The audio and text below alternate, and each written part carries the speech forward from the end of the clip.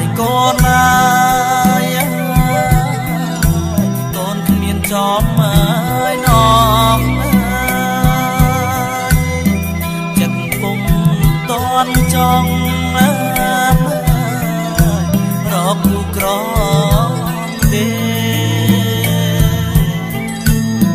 ចង់រៀនអោឆ្ងាយ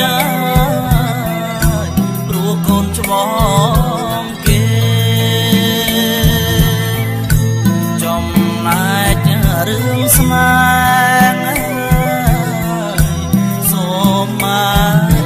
អភ័យរៀនផងការផងមានតងអីក៏ណាយត្រូវគិតគូខ្លួនណាយអាយុជាង20រៀនផងការផងមានតងអីក៏ត្រូវគិតគូ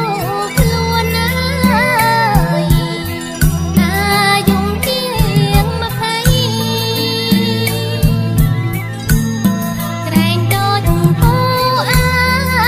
យអាយុ43